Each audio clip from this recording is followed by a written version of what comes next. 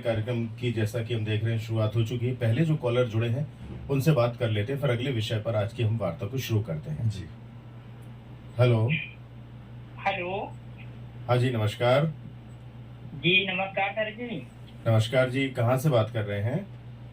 Sir जी मैं छिंदवाड़ा मध्य प्रदेश से सतीश रघुवंशी बात कर रहा था सर जी। जी बिल्कुल सतीश जी, आपका बहुत बहुत स्वागत है हमारे कार्यक्रम में। और डॉक्टर साहब से आप बात कीजिए। डॉक्टर साहब को अपनी जो भी आपको जिज्ञासा है उसके बारे में आप बात कर सकते हैं।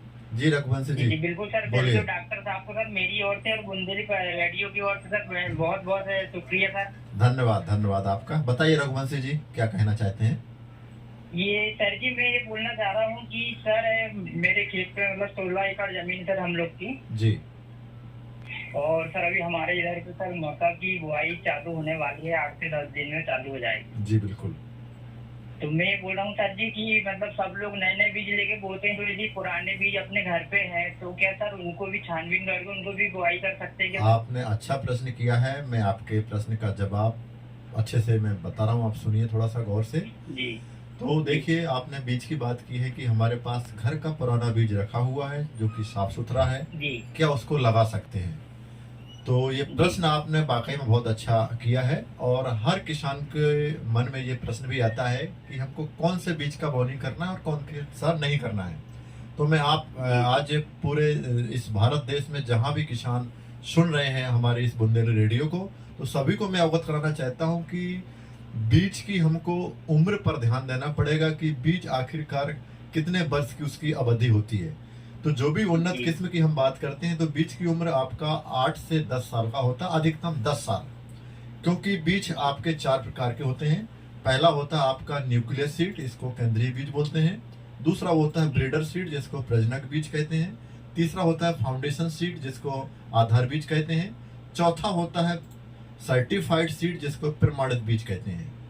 तो इन 4 में से किसान को प्रमाणित बीज मिलता है, क्योंकि 3 साल पहले ये रिसर्च होता है ना?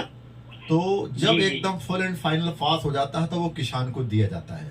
ब्रीडर सीड के आप वैज्ञानिकों के पास रहता है, और जो आधार सीड होता है बीज निगम होता है, राष्ट्रीय बीज निगम, उनके पास मिलता है। जो प्रमाणित बीज होता है वो किसानों को सीधे किसी भी सरकारी संस्था के माध्यम से दिया जा सकता है।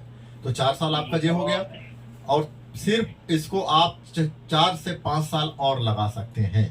तो बीज की उम्र कितना हो गया आपका? 8 से 10 साल।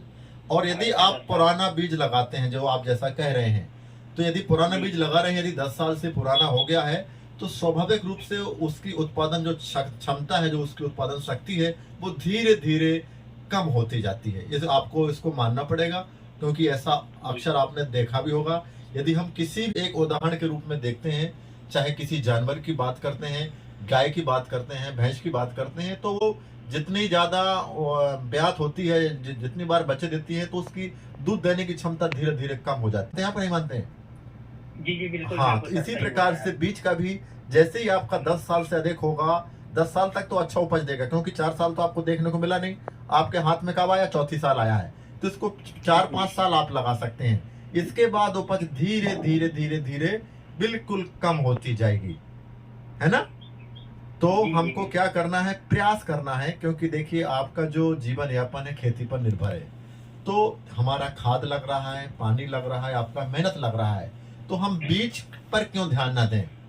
भले ही आप 1 एकड़ के लिए, आधे एकड़ के लिए नवीन बीज ले लें। जो भी आपके आसपास कृषि विज्ञान केंद्र है, बीज निगम है, राष्ट्रीय बीज निगम है, जो आपकी सुविधा हो वहां से आप बीज को परचेज कर लें, खरीद लें। यदि आपने बीज को बदल दिया तो आपको बीज को बदलने से आपकी 30% उपज बढ़ जाती है। मान लीजिए आपका 1 एकड़ में मक्का आप 7 क्विंटल उत्पादन ले रहे हैं, यदि आपने नया बीज ले लिया तो आपकी उपज 10 क्विंटल हो जाएगी। तो आपकी बीज की कीमत मान लीजिए आपका कितना रुपए किलो मिलता है वहां? कितना रुपए किलो मिलता है रघुवंशी जी वहां मक्के का, जो बीज की बात करते हैं? जी कितना? Thank you sir. तो कहने का तात्पर्य ये है कि यदि आपने 1 एकड़ के लिए मान लो बीज लगता है आपका मक्के का 6 से 8 किलो, ठीक है ना? तो 6 किलो बीज आपका मान लीजिए अधिकतम 100 रुपए किलो ही हुआ, तो कितने का आएगा? 600 रुपए का आएगा। लेकिन उत्पादन आपने कितना? 3 क्विंटल बढ़ा दिया, तो 3 क्विंटल उपज मानते हैं आप कितने का होगा? कितने रुपए किलो बिकता है? ये सर अभी तो सर 20 है हमारे का सर अभी 20 मान लीजिए, तो 1 क्विंटल आपका 2000 का, 3 क्विंटल 6000 का, और बीज कितने का लिया आपने? 600 का लिया। हम कह रहे हैं 1000 का आया, लेकिन आपका 5000 तो वैसे उसने उत्पादन वैसे दे दिए ना, तो किसान सोचते नहीं है, उस पर ध्यान नहीं देते हैं। इसलिए मेरा सभी किसानों से, जब पूरे देश भर किसानों से आग्रह है कि आप नए बीज की तरफ जाएं।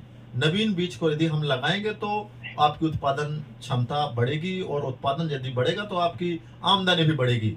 तो हमको ध्यान देना है कि जो हमारे घर का बीज है उसको कम से कम प्रयास करें। जो नवीन किस्म का बीज है, चाहे कृषि कॉलेज की बात करें या किसी सरकारी संस्था की बात करें, उससे आप लेंगे तो आपकी उत्पादन भी बढ़ेगा, और आपके उत्पादन बढ़ेगा तो आपका आमदनी भी बढ़ेगा। ये मेरा आपसे सुझाव है। और बताइए रघुवंशी जी।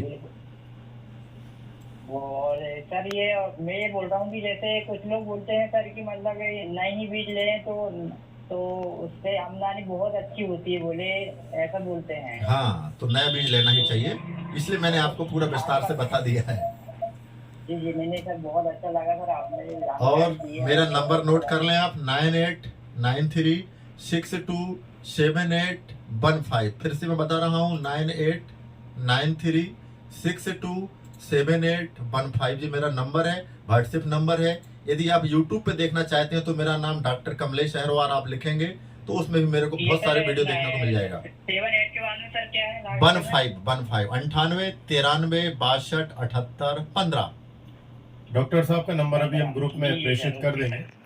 तो सतीश जी, आशा है आपकी जो समस्या है या जो आप जानकारी प्राप्त करना चाहते थे वो समुचित आप उस जानकारी को प्राप्त कर पाए हैं, और आपका बहुत बहुत धन्यवाद और आभार आज के हमारे इस कार्यक्रम में कॉल करने के लिए। धन्यवाद Raghuvanshi ji. Thank you sir ji. Welcome welcome. तो दोस्तों, एक बार फिर आप सभी का स्वागत।